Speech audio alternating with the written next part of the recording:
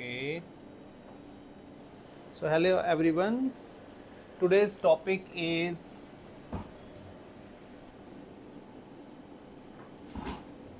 familial cancer.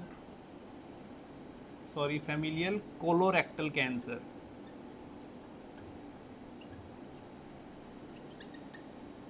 Syndromes.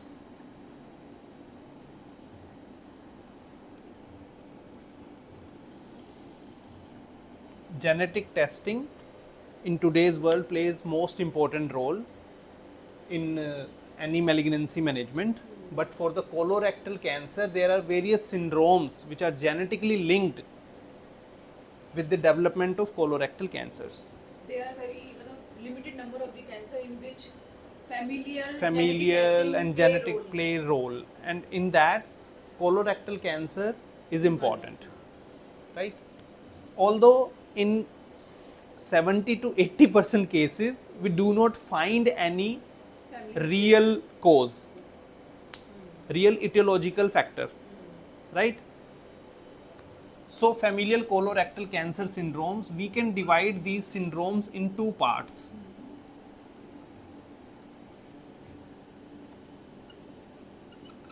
Adenomatous syndromes, I think ये पुराने वाला तो नहीं है ये, and hamartomatous syndromes.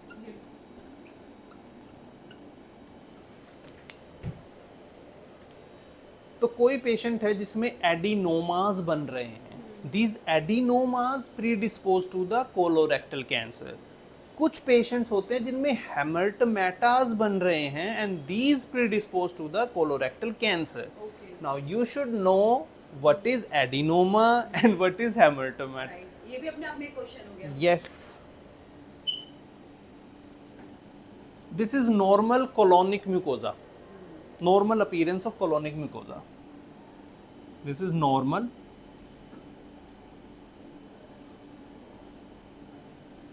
If there is structure like this,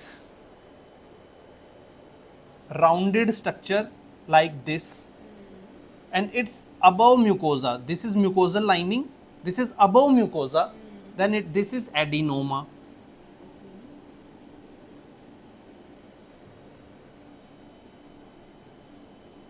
This is again adenoma. But if it has structures like this also, these are villi, so this is adenovillus.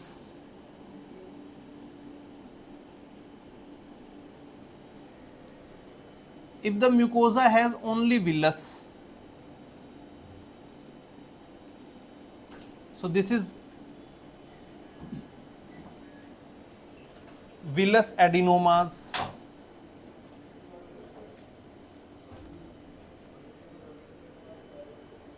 Right? And now what is hematoma? This is mucosa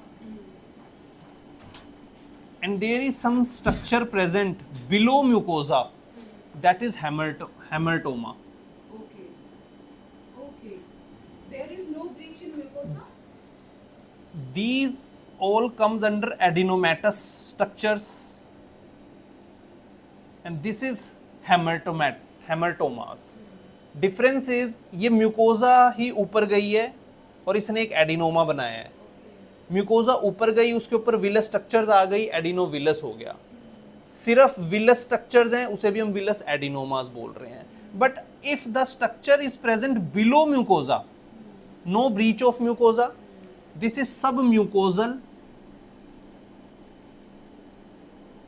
mature structure, because malignancy is always immature, rapidly proliferating.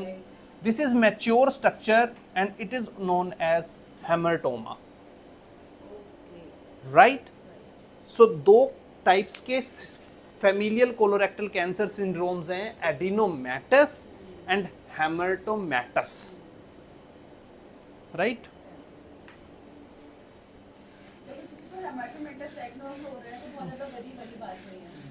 नहीं नहीं, ऐसा कुछ नहीं है, मतलब ये syndromes हैं अलग अलग, that's it.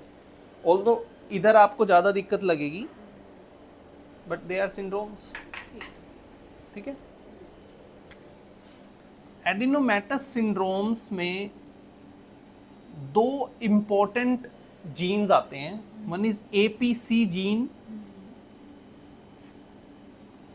And next is MMR gene, ठीक है। तो जो एपीसी जीन है वो अप्रॉक्सीमेटली 1% ऑफ कोलोरेक्टल कैंसर्स में म्यूटेटेड होता है। जो एमएमआर जीन है वो अप्रॉक्सीमेटली 3% ऑफ पेशेंट्स में म्यूटेटेड होता है। एपीसी जीन के थ्रू आपको इम्पोर्टेंटली जो सिंड्रोम है that is FAP, familial adenomatous polyposis, familial adenomatosis polyposis. Second इसमें एक सिंड्रोम आता है टर्कोट सिंड्रोम। ये सब एपीसी जीन से होते हैं। इसमें एक और सिंड्रोम आता है गार्डनर सिंड्रोम। ये मैं सारे बताऊंगा क्या होते हैं, राइट। अब जो एमएमआर जीन है उसमें आपने सबसे मोस्ट कॉमनली क्या सुना है, hereditary non polyposis colorectal cancer, ये सबने सुना है ना, hereditary non polyposis colorectal cancer. Second इसके अंदर जो आता है दैट इज म्यूअर टोरे सिंड्रोम।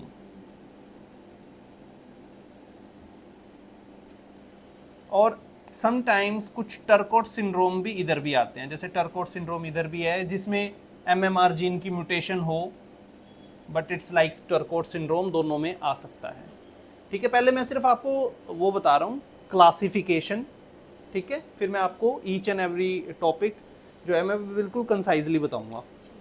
अब हेमरटोमेटस सिंड्रोम्स, हेमरटोमेटस सिंड्रोम्स के अंदर एक आपने सुना है प्यूट-जैगर सिंड्रोम, यस तो ये दिस इज हेमरटोमेटस सिंड्रोम। इसमें एक और आता है दैट इज जुवेनाइल पोलिपोसिस,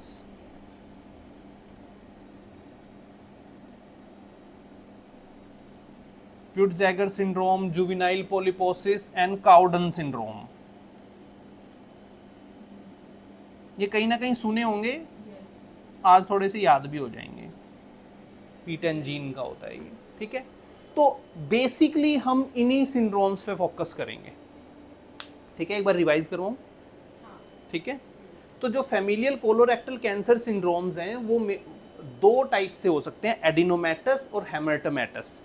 किसी पेशेंट को एडिनोमाज हैं तो एडिनोमेटस, किसी पेशेंट को हेमरटोमाज हैं तो हेमरटोमेटस, ठीक है। एडिनोमा और हेमरटोमा में मैंने आपको डिफरेंस बता दिया है, ठीक है। अब एडिनोमाज में अगर किसी पेशेंट को एपीसी जीन म्यूटेशन है, 5q क्रोमोसोम पे प्रेजेंट होता है एपीसी जीन, राइट। तो अगर इसमें कोई म्यूटेशन है तो ये वाले सिंड्रोम्स हो सकते हैं, familial adenomatous polyposis, Turcot syndrome, Gardner syndrome, right. अगर किसी की एमएमआर जीन में, जो हम बहुत कॉमनली कराते हैं एमएमआर जीन म्यूटेशन टेस्टिंग, तो उसमें hereditary non polyposis colorectal cancer, Muir Torre syndrome, Turcotte syndrome. और जो हेमरटोमेटस सिंड्रोम्स हैं वो Peutz Jeghers, juvenile polyposis and Cowden syndrome, right. अब जो दो एडिनोमेटस सिंड्रोम्स हैं ये वाले नहीं है, मैं बताऊंगा अभी।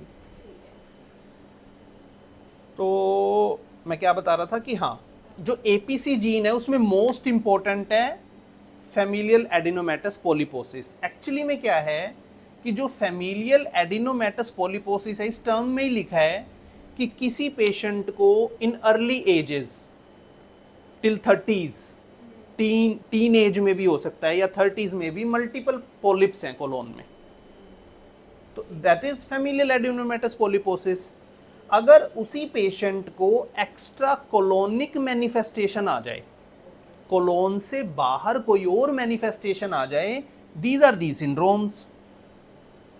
तो ये होते तो फैप के वेरिएंट्स हैं, ये सिम्टोमेटिक प्रेजेंटेशन हो गया। ये वेरिएंट्स हैं, इनके अंदर भी एडिनोमेटस पोलिपोसिस कैटेगरी है ना ये, तो एडिनोमास तो प्रेजेंट है, बट उसके अलावा कुछ एक्स्ट्रा कोलोनिक, कोलोन से बाहर कोई मैनिफेस्टेशन है।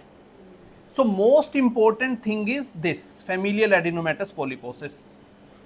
इसी तरीके से एमएमआर जीन में most important thing is this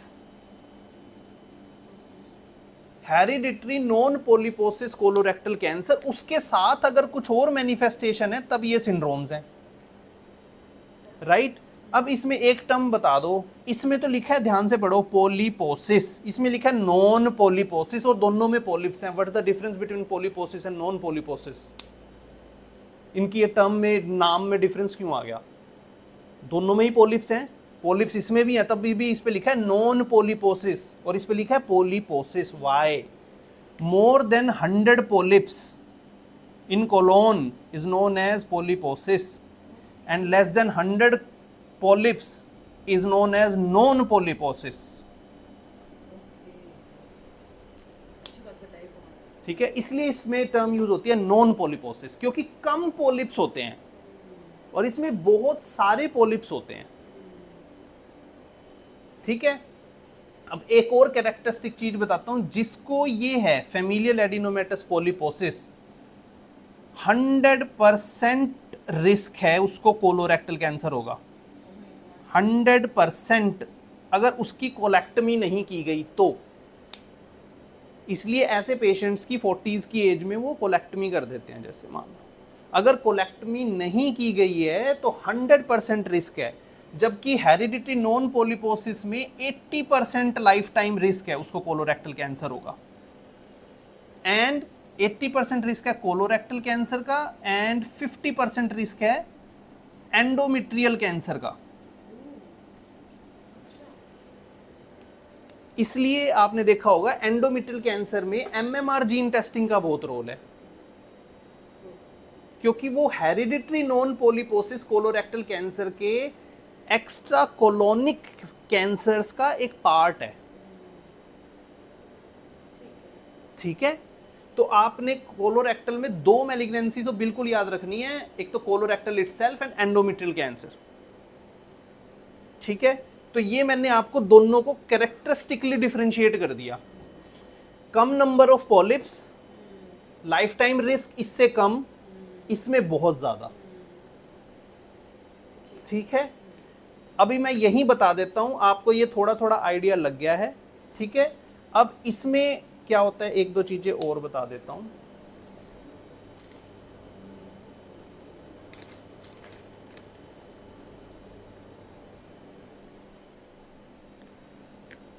जो टर्कोट सिंड्रोम है, टर्कोट सिंड्रोम में क्या होता है कि पॉलिप्स हैं, वो तो पता ही है ना कि कोलोनिक पॉलिप्स हैं सारे के सारे, प्लस सीएनएस ट्यूमर्स और आ जाते हैं। अगर किसी को पॉलिप्स भी हैं और ब्रेन ट्यूमर भी हो रहे हैं, मोस्टली तो इसमें जैसे मेडुलोब्लास्टोमा, क्योंकि थोड़ा ये है ना पेडियाट्रिक एज ग्रुप में ज़्यादा मिल रहा है आपको, तो मेडुलोब्लास्टोमा भी हो सकता है, या फिर किसी किसी पेशेंट को तो जीबीएम भी हो सकता है। So in simple term Turcot syndrome क्या है, पॉलिप्स के साथ सीएनएस ट्यूमर्स। ठीक है, एक मैंने ये बता दिया, अब मैं ये वाला बता देता हूँ म्यूर टोरे सिंड्रोम क्या है। उसमें हेरिडिटरी नॉन पोलिपोसिस तो है साथ में, प्लस स्किन के ट्यूमर्स हैं, बस दैट्स इट। म्यूर टोरे सिंड्रोम में स्किन के ट्यूमर्स लिंक्ड हैं हेरिडिटरी नॉन पोलिपोसिस के साथ, और टर्कोट सिंड्रोम में यहां पर कोलोनिक पॉलिप्स के साथ सीएनएस ट्यूमर्स हैं। तो अगर इसमें इसी टर्कोट सिंड्रोम में अगर एपीसी जीन म्यूटेंट है तो ये इस कैटेगरी में आ गया, अगर इसके साथ यहाँ पर एमएमआर जीन है म्यूटेटेड टर्कोट सिंड्रोम में तो ये इधर आ गया। अब मान लो पॉलिप भी है, ब्रेन ट्यूमर भी है, बट एमएमआर जीन है तो इस कैटेगरी में फॉल कर गया। अगर पॉलिप है, सीएनएस ट्यूमर है, बट एपीसी जीन म्यूटेंट है तो इस कैटेगरी में फॉल कर गया। इसलिए टर्कोट दोनों में है। ठीक है। और फिर आता है गार्डनर सिंड्रोम। गार्डनर सिंड्रोम में पॉलिप्स तो हैं, साथ में उस पेशेंट को मल्टीपल ओस्टियोमास हैं जगह जगह, फाइब्रोमास हैं जगह जगह, लाइपोमास है, मतलब मल्टीपल बिनाइन ट्यूमर्स हैं उसको। पॉलिप्स के साथ मल्टीपल बिनाइन अगर ट्यूमर्स हैं तो वो गार्डनर सिंड्रोम है। गार्डन की तरह अलग अलग चीजें ग्रो कर रही हैं। सिंपल, गार्डनर सिंड्रोम सिंपल है, ठीक है। तो ये मोस्टली ये सारे सिंड्रोम्स हो गए आपके, ठीक है। अब हम बात करते हैं प्यूट्स-जैगर सिंड्रोम की। सिंड्रोम भी तो आता है क्वेश्चन में ना, शॉर्ट नोट्स FFP जीन नहीं, ये पूरा टॉपिक ऐसे ही आएगा ना आपका, फेमिलियल कोलोरेक्टल, और इसमें फेमिलियल एडिनोमेटस पॉलीपोसिस, और ये दोनों मोस्ट इंपॉर्टेंट है। Most important, and there is screening and how to manage. Exam के पॉइंट ऑफ व्यू से इंडिविजुअल Screening important. वो भी आते हैं ना शॉर्ट नोट्स। हाँ, शॉर्ट नोट्स आ सकते हैं आराम से। तो जैसे आपका प्यूट्स-जैगर सिंड्रोम है, इसका जीन है LKB1 जीन, ठीक है। बट प्यूट्स-जैगर में क्या होता है कि पेशेंट को एक तो पॉलिप्स हैं, हेमर्टमेटस पॉलिप्स हैं, साथ में उसको, अब ये ना स्पेस नहीं बचा यहाँ पे ज़्यादा,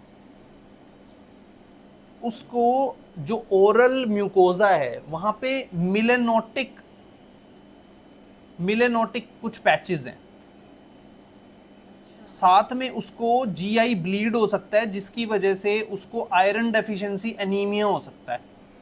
तो प्यूट्स-जैगर सिंड्रोम में किसी को ईसोफेजियल वेब्स भी हो सकते हैं, राइट। तो इसमें क्या होता है कि पॉलिप्स होते हैं, मेलानोटिक पैचेस होते हैं लिप्स पे, यहाँ पे ब्लैक ब्लैक कलर के, और उसको आयरन डेफिशिएंसी एनीमियाज हो सकते हैं, जीआई ब्लीडिंग हो सकती है।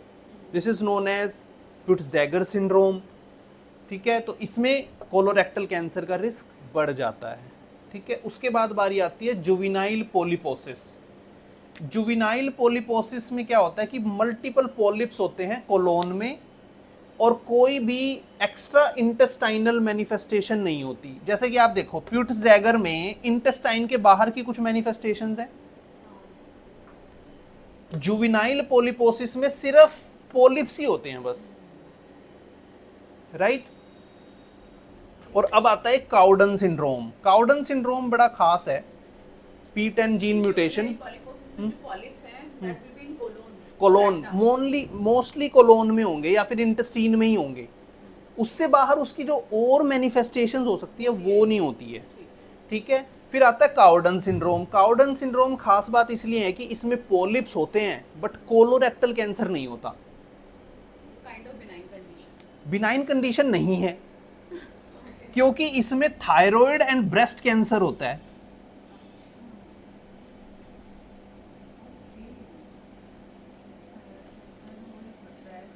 तो जब ब्रेस्ट कैंसर के हेरिडिटरी फैमिलियल सिंड्रोम्स की बात होती है तब काउडन सिंड्रोम आता है। तो काउडन सिंड्रोम P10 म्यूटेशन से होता है। इसमें कोलोरेक्टल कैंसर नहीं होता, पॉलिप्स होते हैं, और थायराइड और ब्रेस्ट कैंसर का रिस्क बढ़ जाता है। अगर ब्रेस्ट कैंसर का पेशेंट है, P10 हमने करा लिया, पॉजिटिव है, then what precautions we should advise to patient? Nothing. क्या कोलोन के लिए? कोलोन के लिए तो आप सिर्फ रेगुलर स्क्रीनिंग ही कर सकते हो, ठीक है। अच्छा, जैसे कि आपने उसमें बताया कि APC जीन अगर पॉजिटिव है तो 100% रिस्क है। 100% रिस्क है, हाँ। और MMR में 80% है, तो इस तरह से कुछ इसमें भी परसेंटेज है क्या? प्यूट्स-जैगर्स के लिए, जुवेनाइल के लिए, काउडन, मेलानोटिक, ऐसा कुछ सबके नहीं दिया है? सबकी हैं, बट मैंने उनको इसमें इतना इनुमरेट common नहीं नहीं किया है, है। हाँ। ठीक है, कॉमन ये वाले ज़्यादा हैं। ठीक है। ये मतलब आपको फिर और लेस But देन वही है 1% कि- मिलेंगे। हाँ, ये वही आपकी है ना कि- टोटल जो है वो लेस देन 1% केसेस होंगे। बट हमें पेशेंट को अंडर स्क्रीनिंग रखना है। हाँ, ये इसका सिग्निफिकेंस यस यस। तो ये आपके मेन सिंड्रोम्स थे, ठीक है। अब इसमें एक चीज़ और इम्पोर्टेंट है,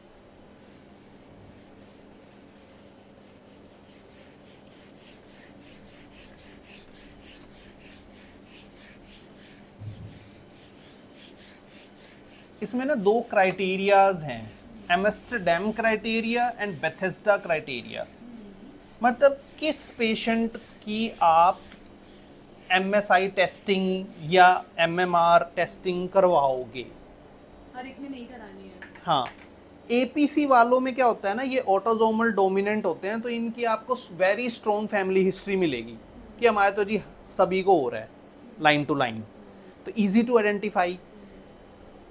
हेरिडिटरी नॉन पोलिपोसिस में ऐसा नहीं होता, उसमें कुछ फैमिली मेंबर्स को है, कुछ को नहीं है, ठीक है। तो उसके कुछ क्राइटेरिया बनाए गए हैं, राइट, कि आप किन पेशेंट्स के टेस्टिंग करवाओगे और किसकी नहीं करवाओगे, ठीक है। एम्स्टरडैम क्राइटेरिया, इसका एक इजी वो है याद रखने का 3-2-1 फॉर्मूला, ठीक है। एम्स्टरडैम प्लेस, हाँ, प्लेस के नाम पर ही है, एम्स्टरडैम प्लेस है ना, उसके नाम पर ही है। Amsterdam criteria to identify high risk candidates, वो हाई रिस्क कैंडिडेट्स जिनकी आप MMR या MSI टेस्टिंग करवाना चाहते हैं, ठीक है। पहला है 3 फैमिली मेंबर्स को कोलोरेक्टल कैंसर हुआ है, उनमें से एक आपका फर्स्ट डिग्री रिलेटिव है,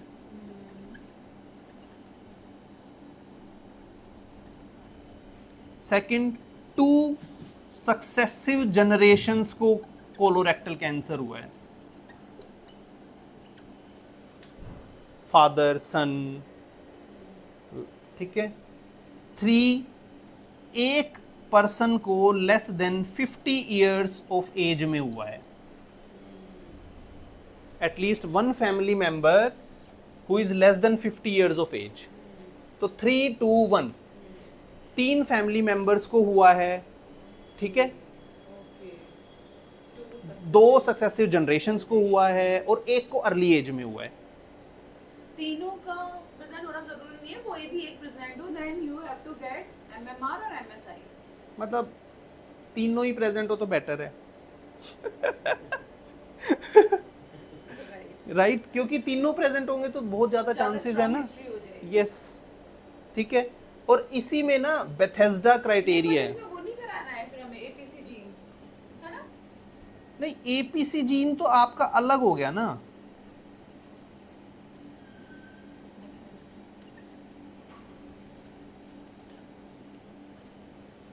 कराएंगे वो तो मैम, pre-malignant वो तो कराएंगे ना। show कर रहा है।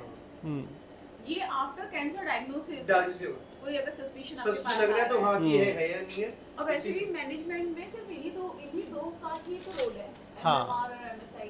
यस, हाँ, ठीक है। राइट। अब बेथेस्डा क्राइटेरिया में क्या है कि एक तो आपके एम्स्टरडैम क्राइटेरिया फुलफिल हो रहे हैं, एम्स्टरडैम क्राइटेरिया फुलफिल हो रहे हैं, पहली चीज़। दूसरा, किसी पेशेंट को एडिनोमा हो गया है, colonic adenoma, less than 40 years of age में,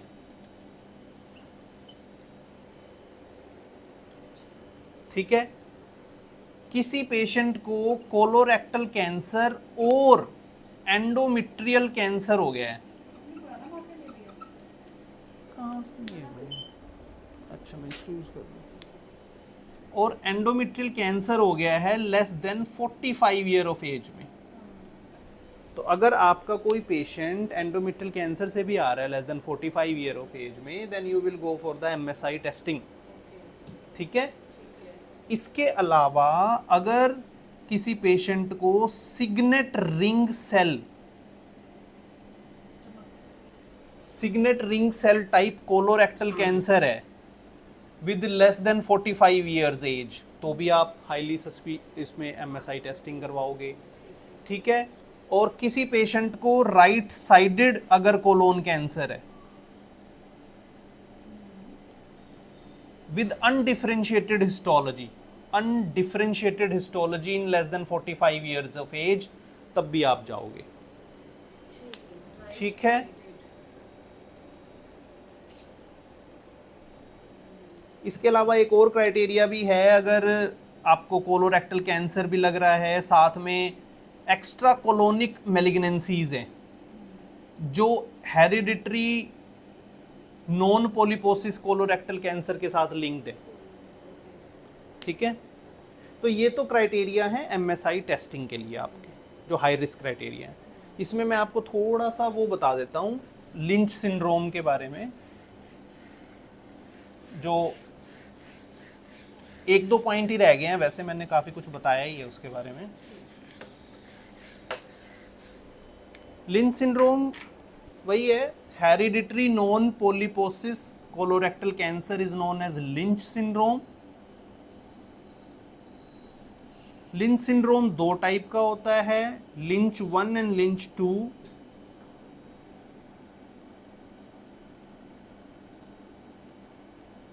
लिंच 1 में सिर्फ कोलोनिक मैनिफेस्टेशन होती है, दैट्स इट। लिंच 2 में एक्स्ट्रा कोलोनिक मैनिफेस्टेशन भी आ जाती है, that is lynch 2। Extra colonic मतलब एंडोमेट्रियल कैंसर है, ओवेरियन कैंसर है, जेनाइटो यूरिनरी कैंसर है, GI का कैंसर है। अगर किसी पेशेंट के लिंच सिंड्रोम में सिर्फ कोलोरेक्टल है तो लिंच 1 है, अदरवाइज लिंच 2 है। ठीक है, तो I think topic is done.